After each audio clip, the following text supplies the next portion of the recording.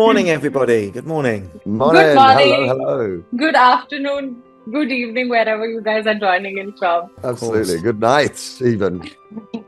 Buenos Yeah. Is dias, anybody? buenos tardes, buenas noches. Oh, there we go. Those Spanish lessons are coming along, George. Oh, yeah.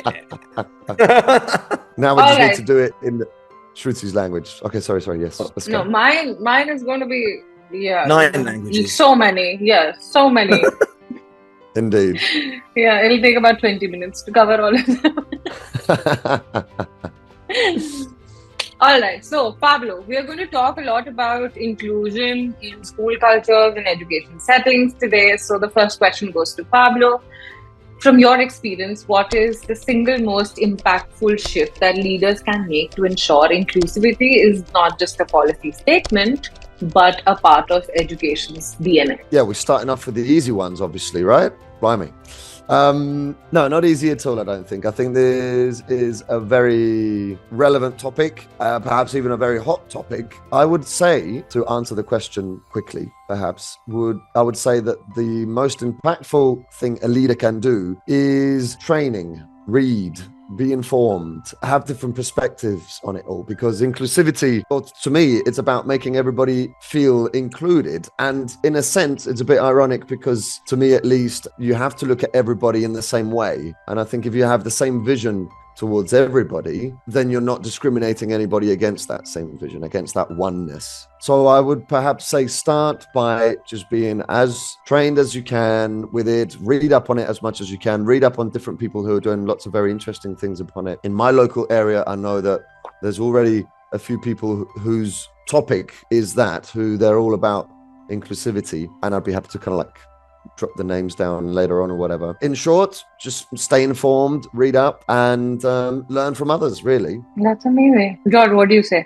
Rule number 1 for me, inclusion, is understanding. When you understand the dynamics of the classroom, when you understand the needs of your pupils and your learners, then you are going to be far more successful, and thus the pupils will be successful as well. And I do a lot of training on inclusion, and I always start with this: take time to understand, ask the pupils how they learn best. Ask the pupils what their strengths are, what they enjoy, so on and so forth. Because what will happen is we will go around and, a lot of people do a generic course and they think, oh yeah, I've got some pupils in my class who have autism. I'm going to go on a 2-hour course and become an expert. But actually, you're better off to spend the 2 hours to get to know the pupil and to understand their successes, etc., etc. The other thing as well is about being flexible in your approach, that not every pupil learns the same. And so if a pupil, look at basically the progress rather than the outcome all of the time.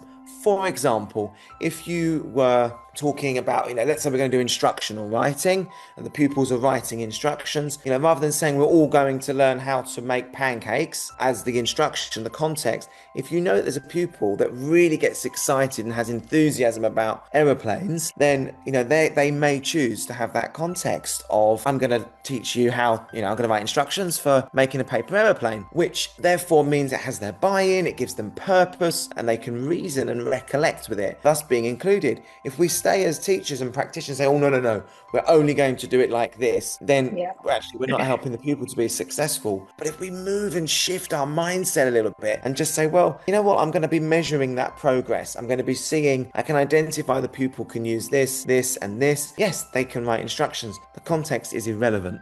So context-free environments would be my thoughts. That whole idea, and I've possibly, Shruti, moved on to another discussion point here. Yeah, so non-generic training, understanding, get to know the pupils, be flexible in our approach. That's nice. I think both of your answers kind of complemented each other. That's amazing. All right. And if I may, Shruti, I was going to say, yes. Perhaps this is a question to be asked at another point or another episode. With regards to what George was saying, at what point are we talking about differentiated learning, and at what point does differentiated learning and inclusivity overlap, perhaps? Oh, let's address, please. Yes, let's address, because I'm sure a lot of people will have this question. George, please go ahead, answer. So we have 3 buzzwords in the UK. we used to use something called differentiation, where we would say, okay, red group are going to do this activity, blue group, green group, and the teacher would select the learning. We then threw that out and we brought in a next word, variation, where we would say to the pupils, you've got 1-star challenges, 2-star challenges, 3-star challenges, and the children can select. They might want to do the 1-star to warm their brain up, then they might want to start at 2, but then some children are very gifted at this area, so they might start here, or so on and so forth. And then we've thrown that out now, and now we do something called adaptive teaching, which is similar to what I was just describing. With adaptive teaching is everybody accesses the learning, but at a level that's based for them. So if you have a pupil that has visual impairment and we're doing a colouring activity, then we would need to think about, okay, what is the progress? What is the outcome that I want to achieve for this pupil? How can I adapt the activity to the needs of the learner, rather than the putting a ceiling on the learning and stopping what's happening next. So we offer scaffolding, we offer different approaches, but we must thread this whole approach with independent learning still. We can't have an adult gluing, taking away that child's independent skills, because when they're 20, 25, they're not going to have adult support. We must be pushing independent skills all of the time. So would that be, I get very high horsey about this stuff. Well, I love it. It's really interesting because to me, I might be out of date. Might very well be out of date. But everything that you were describing to me fell under the terminology of what I understood as differentiated learning. So that's really interesting. I obviously need to read up, and thank you very much for that very brief history lesson on how the actual terminology has evolved. In an attempt to sort of sum up, so to make sure that I've understood, it's identifying what the learning objectives are, right? So it might be, coloring, it might be identifying, recognizing, and using different colors, right? That might be the learning objective, but it's how you get to that learning that you adapt to independent learners. The activity becomes adapted, yes. Okay, so there we go. the content Everybody's be flexible. Sorry, yeah, everyone needs to get to this end point. So if if it's about exploring the color wheel, I don't know, I'm making this up now, obviously everyone's got different curriculums, but then you would think about, okay, this pupil doesn't have much visual, and so therefore colorblind or whatever. Yeah, they might have more of a sensory experience. Maybe they could feel the colors. Maybe they could associate colors and think, red is this. Red is linked to, in the UK, a phone box or da-da-da-da. So it's giving the pupil an adaptive approach. Yeah, they might not be able to see, but, up close they could. We could use technology. We could have a whole range to explore the color wheel. It's exciting stuff. Yeah. But I work with so many, as you do, Pablo. I'm Shruti as well. We work with so many educators unintentionally get it wrong just because they think, I'm just going to print off a worksheet because actually that's what we want to see. Easy, yeah. I'm really pushing this whole approach of immersive learning and allow the children to learn, allow young people to be young people and explore learning to make it memorable, because otherwise, if the learning doesn't have any dynamic approach, that's a very bad English, gosh. But if the learning is not dynamic, it is boring, it is dull. And I quite often say that to educators, your lesson was boring. No wonder the kids were rolling on the carpet. They're bored. So you need that engagement. Quite like my tax. Yeah, your cannonball attack, cannonball directive. Got to protect the profession. That's all I want to do. Well, very much so, George. Yeah, no, totally. And I keep getting invaded by all these questions. I wonder whether still we rely so much on a worksheet. Okay, I'm generalizing here. But because perhaps that's where I don't know, I'm making up numbers, but the vast majority, let's generalize, the vast majority of educators who are now educating, including us, that's the learning that we've probably experienced, right? Yes. Perhaps we've had 1, 2, 3, 5 teachers who did things differently. But in the grand scheme of things, we've learned that learning is sit down, use a worksheet, fill in the gaps, do this writing, it's correct or incorrect, and then I'll evaluate you in a week, right? So it's difficult to step out of that if you don't know if you've not experienced it yourself before, right? Yeah. And we have quality assurance measures, and people panic and they think, oh gosh, I'm not going to have any evidence if we've been exploring on the playground with chalk and we've been doing, da, da, da, da. Where's the evidence? And we panic about it. The evidence comes from the pupils. Talk to the pupils about their learning, and when they're excited and they're telling you, that's the evidence, is all you need, because that's why we're here, right? Children aren't going to refer to a worksheet in 10 years time in the workplace when actually they can articulate their learning. That's the progress measure. So I've got right on my high horse this morning. I feel really I like it. I like this is it. what my training is about.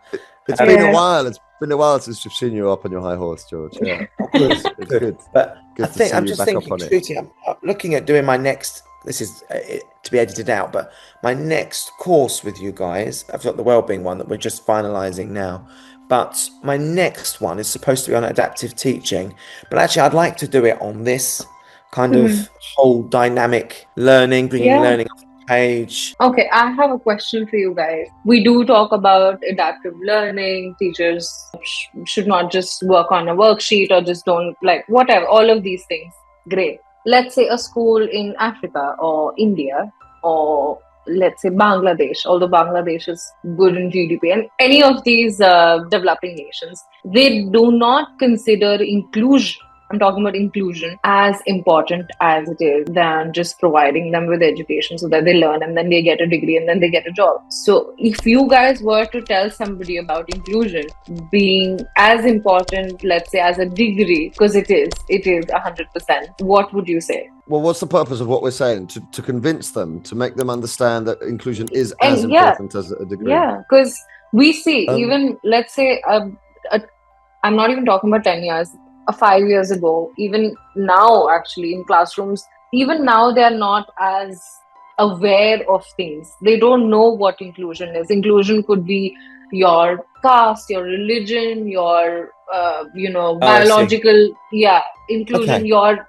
in neurodivergence. There's just so many in the spectrum. To even begin the conversation of inclusion, what would you guys say? I was just going to say that the concept of inclusion throws me off personally, because this is me. I just find it surprising that it's taken up so much space of the conversation. But the fact that it's taken up so much space in the conversation makes me think that it's actually very needed. And that's, in a sense, what makes what I don't understand. Like, how can this be a hot topic at the moment when that's, for me, what education is all about? Like, surely I see everybody as the same, in the sense that everybody should have the same opportunities to learn. And I'm going to be exercising empathy with everybody, regardless of their context. And I'm going to be always trying to include everybody in all my lessons, or to everybody in my team to feel included, like they're part of something. So whether they are from one religion, one ethnicity, one learning neurodivergence, or whatever it is, I understand that I'll make the necessary adaptations in order to perhaps make it easier for them, but they will always be welcome, and they will always have the same right to be there as anybody else will. So it kind of throws me off when we talk about these things, or when these things are needed to, need to be talked about. Yeah, that's the thing. That's the shocking part, actually. So what I would say is, perhaps don't fall into the trap of segmentation, like George was saying. Yes. Don't fall into, I'll be an expert in autism, because then you'll have to be an expert in absolutely everything, and then you won't be teaching. You'll be worried about, how am I going to adapt everything so that each person can have something that's, adapted to them. And I think that it might be helpful and useful, but in the grand scheme of life, life isn't going to be step by step adapted to whatever your needs or whatever your differences are. So you also need to learn to adapt. I'm not saying don't adapt the lessons and don't take anybody into consideration. I'm saying do it holistically. And I think that goes through just being, this could be another whole debate, being a decent human being. All we do and being Yeah, and be I think empathetic, that really. everything boils down to that. So I suppose really, Pablo, to further your thought process there, let's almost understand the word inclusivity, because we generally move to neurodivergence, but actually when we start thinking about gender, when we think about Yeah. culture, race, religion, it's enormous, isn't it? Um, and this is then where we need to understand the context of our immediate classes, the context of our community. Um, and when we understand that, again, comes back to understanding, when we understand our local, we call it in the UK our cultural capital, where Mm. actually, if your school is part of a agricultural area, then a lot of your activities are lending themselves to agriculture. If your school is predominantly 97% Sikh religion, then we need to be really looking at the Sikh calendar and working out and understanding and building that into our curriculum. That's kind of the first thing. The other thought that I always have is about what is on offer for everybody. So if we are understanding our context and we've got an understanding of the pupils that we serve, then what is on offer for everybody? How does everyone feel represented? And when I look at that's some of the training again that I offer, we have a bit of time to just understand that representation. I believe it's really quite powerful. This then almost breaks into extending it into breaking stereotypes. So here's a little anecdote for you that you may like. So I said to my pupils, thank you. I said to my pupils, right, this afternoon I've got some ballet, not belly, ballet dancers coming in. They're coming into the hall and we're going to enjoy their show. They're going to put on. Can you draw what you think's going to happen? And naturally, they drew girls white with all their limbs in pink tutus. When my friend Raj and Michael walked in their leotards, Michael's got one arm. Actually, the children were aghast because it was men, it was not white, it was disability, and they were blinking marvelous, fantastic to Wow. inspire. And it was really, really powerful because that is what happens. So, an activity you might like to do with your classes is ask them to draw a scientist and just see what you get. You'll get a white guy with curly hair that looks like Einstein, right? With But glasses, yeah. yeah, with glasses, yeah, curly hair, Yeah. drawing a female in a wheelchair with a hearing aid in a field. We think science lab, we think, don't we? Da, da, da, da, da, da. So, that's just a thought about it. When you then start to understand what your pupils' understanding of inclusion is and what those stereotypes are, then we've got a piece of work to do. That's then when you can get down into out of the weeds and really try and understand what is the perception of pupils. Is every man a doctor? Is every female a nurse? Let's kind of break that whole, because it's still very much there. I think you said a moment ago, Pablo, about why are we still having this conversation? Why is it still a hot topic? Right. But it is. It continues Yeah. to be a hot topic. So important. And obviously a very heated one, because as you were talking, George, I started to go into, well, what is the purpose of inclusivity, and why is it still a need, and have we become so segmented, and are we trying to push individual or specific agendas so much so that's gone a bit too far and we feel that we need to rein it a bit back in? What is going on? I'm all up for, I don't know, it's just kind of like just one love, please. Like, can we all try to improve as a species, regardless of your background, and just be empathetic enough to, it's just kind of like, at the end of the day, your religion, your gender, how many limbs you have, the color of your skin, all of those still make you a human being, So can we look at it at that? I mean, that's humanity in all we do. I work with a great Yeah. school, and that's their strap line. Humanity in all we do. Well, that is beautiful. I love that. Shruti, I think you're thinking.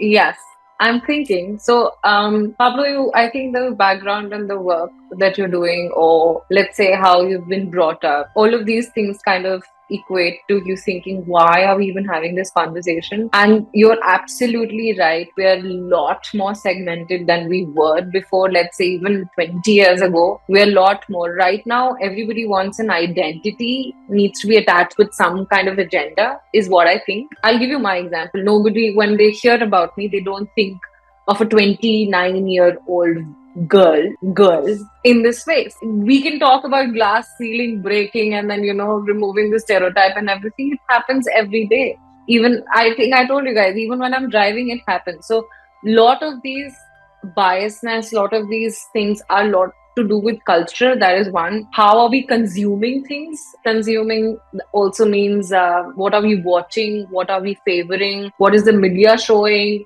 How are our views in this system? Let's say very simple. I'm not going to mention any religion or anything because it's going to be violating of YouTube rights. But if we were to think about a certain religion, because the media has portrayed it so, anything wrong happening will be associated to this religion. Although they are very humanitarian in nature, they are very up for doing things for other people. All of these things, because we are taught or we have watched or we have consumed media in such a manner that even children, imagine a child thinking that a ballet dancer needs to be a girl with a pink thing and then toes and all of those things. Yeah, so it has been taught to us. It is a lot to do with where we're growing up, what kind of biases are around us, a lot to do with culture that we're growing up. And Yes. yeah, We are the people to change that, Shruti. We are the educators. We are the ones that are portraying images. We are the ones that are using stereotypes and referring to this and this. And, in the UK, if it's a very predominant white British school, I will say, you need to be looking at what images you're portraying. Why do you always say mum and dad went to the shops? What about dad and dad? What about, why do we always use Michael and John? Why don't we have Pablo and, Svetlana or whoever? Let's really look at the world around us and embrace that. The other thought that I have is that we always go in the UK, or, we look at all different cultures. We look at China, India, Africa. What about Belize? What about Mongolia? Slovakia? We always use Tanzania. context. We never mix it up a bit. Cambodia. Let's have a look at something that isn't so, classic. We just have a little bit of depth to what we're doing. Yeah.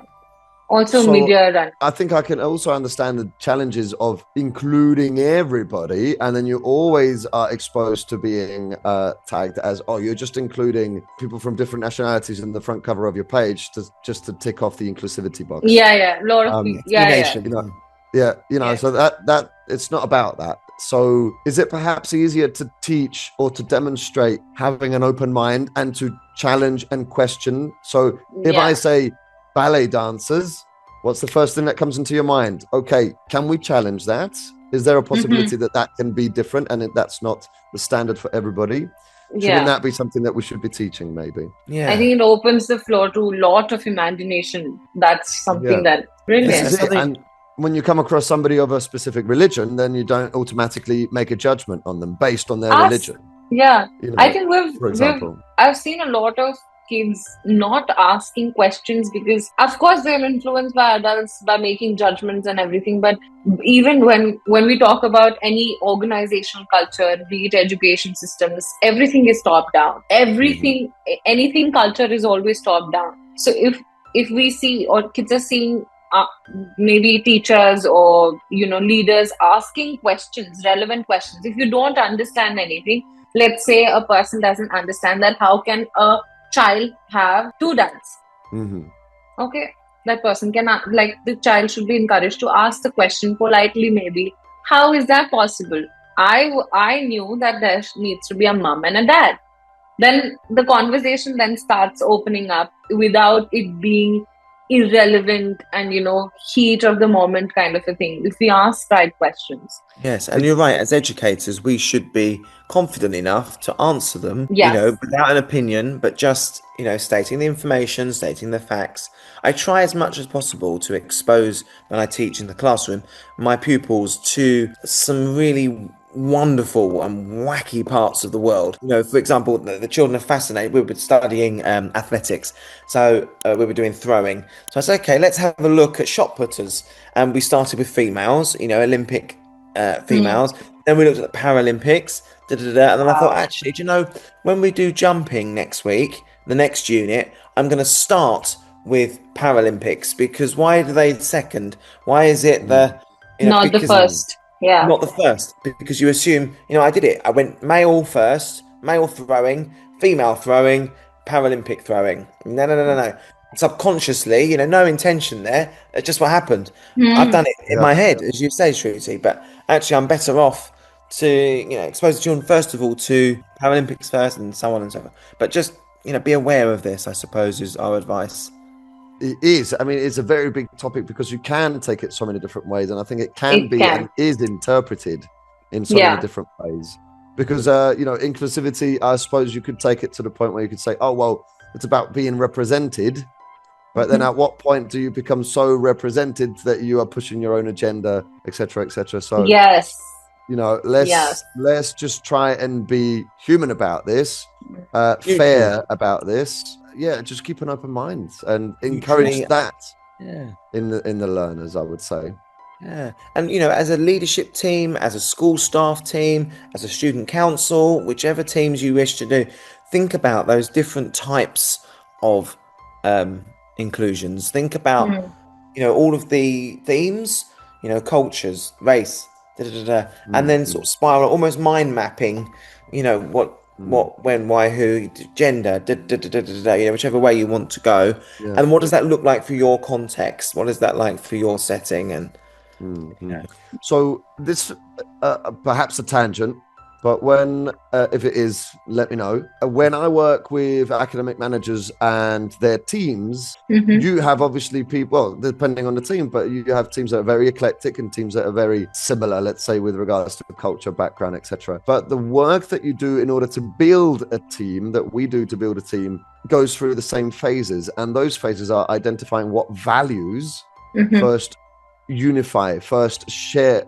are shared between the different people in the team. And perhaps respect for me means one thing, but respect for somebody who's from a different nation or culture means a slightly different thing. So that's a conversation to be had. How do we demonstrate respect? How do we both agree to demonstrate respect? And then you have an identity around the team where everybody feels like they've had a chance to share, communicate, feel represented, and then you're not segmented because you might be from this culture, that country, this religion, that skin color, that gender, but it's been all taken into account with regards to that team.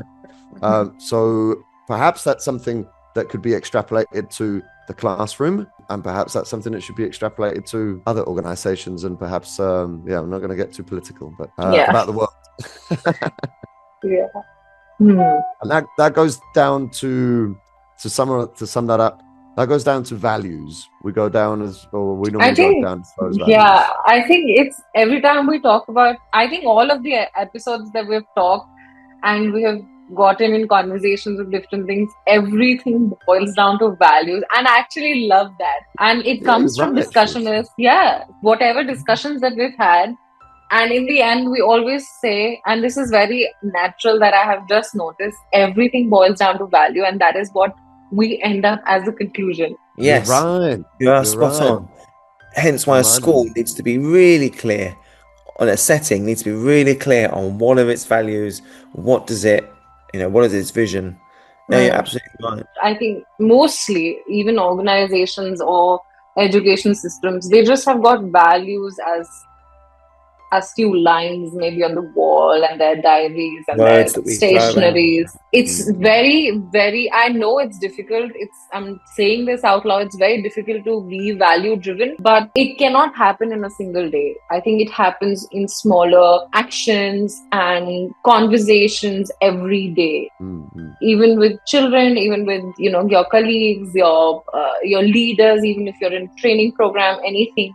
I think whatever value system that you have, or whatever, as a leader, if you have some value system set for the organization or your school or your college or university, it should show up in you first, and then people start to see that. Because you're demonstrating, right? I think values basics. Go back again to the same thing. Values are subjective to some extent. That's also a thing. So you need to clarify what you mean by that value. What is honesty to you might be different to what it is to me. So let's agree on a common definition that we are both happy with. Yeah. And then how is that demonstrated? What behavior demonstrates honesty? Yeah. What behavior doesn't demonstrate honesty, for example? Absolutely. I think we've got to find that middle ground, and under the, let's say, heading of a value. Yeah, I think all of this comes down to also having conversations about it, rather than just assuming that these are the right values and these are okay value, or these are not so good values. I think having, like you said, we should all, especially decision makers or leaders of any settings, should sit down and actually work on what kind of values they would want, or like you said, the definition, maybe inclusion is different from me. Inclusion altogether could be different for me, it could be different for you, and then could be different for George. It could be neurodivergence for me, it could be something else for you, it could be something else for George.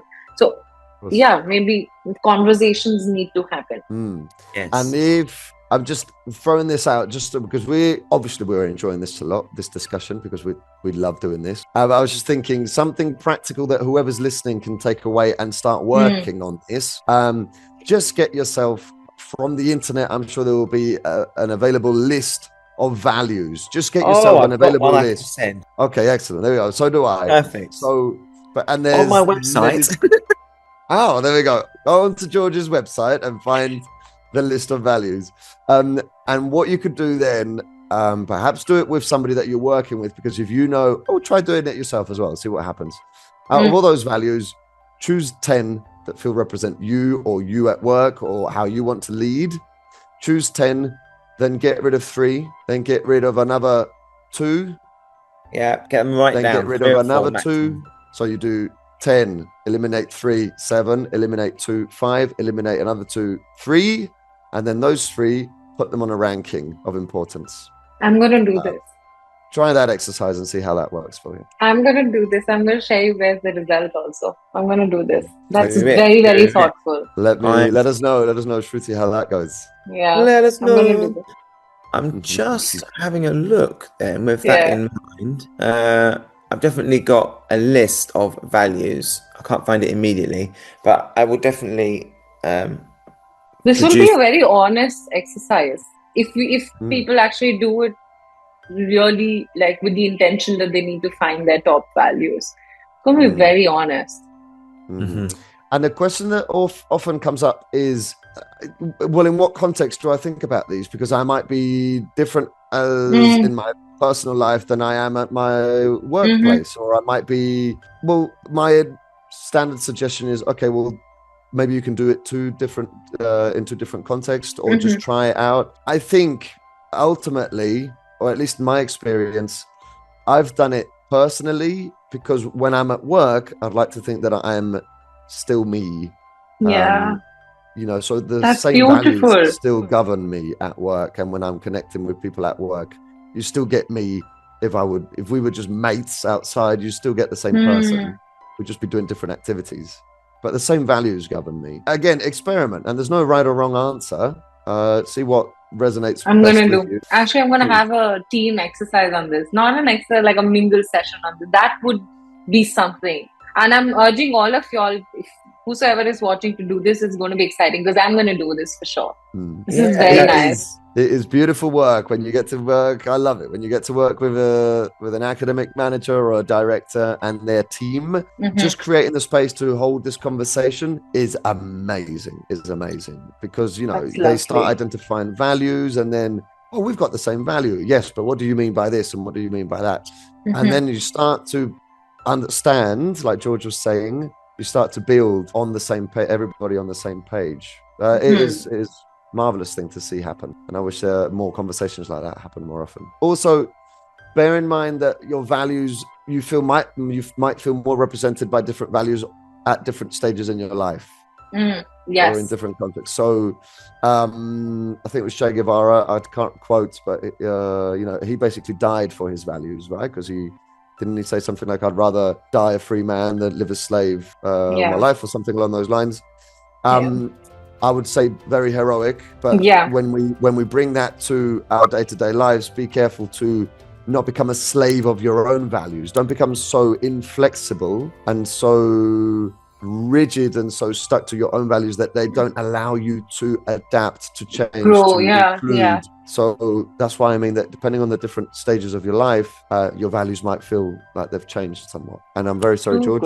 Over to you. You're right. And actually, do you know this? I love doing some knowledge exchange from my education background. And then when I work with CEOs and corporate world, because it's the same process, it's the same thoughts. And when you spend that time working, that actually identifying what are the core values of your setting, of your provision, of your business, it can really start to resonate with people, thus creating more success in what they do. I was just trying to find a list. I've got a list of 100 values that are selected, and the idea is that you then reduce it down, but it's so important that you just have 3. I work with schools, 3 or 4. I work with some schools, they've got 10, and you think that's madness. No one's going to have, that's too many. You need something quick, something that quick you can reference, so that you're using it, not just something that sits on the school newsletter, something that sits above the head teacher's office door, that actually fully integrated in what you do. I've got a little video and a process on my website, educationalconsultancy.net, which is the 2VV, and it's a little video about how to identify your vision and values. I'll put the link in the thing. I think also important is that bringing it down to 3 is a 3 perhaps. The benefit of bringing it down to that, despite how difficult or how challenging it might be, is that you simplify, you bring things down and you simplify, and you might find that the other 7 values that you had picked to have 10 are represented by these 3 or are elements of these other 3 values. But it's common sense, right? It might just be a lot more difficult to hold in your mind and to be 10 different values than it might be to be just 3. So let's simplify the whole process, making it that way easier. No less deep, but just simplifying it. Okay, that's lovely. So this episode has been a mix of a lot of things. Very practical, very inclusive and very practical advice and a lot of anecdotes. That was amazing. So whosoever is watching this, I have one suggestion: hear the entire conversation, because all 3 of us are coming from different backgrounds, different cultures, different countries, different skin color altogether as well. So all of us have got different experiences and definition of inclusion. If 3 of us can, all of y'all can, but you have to find the middle ground, wherein you do not disrespect other people and do not think less of another human being. That's about it. Absolutely. Everybody, and to frame that, I would suggest to frame that in an affirmative sentence. So instead of, do not disrespect any other human being, perhaps something like, think of every human being as deserving.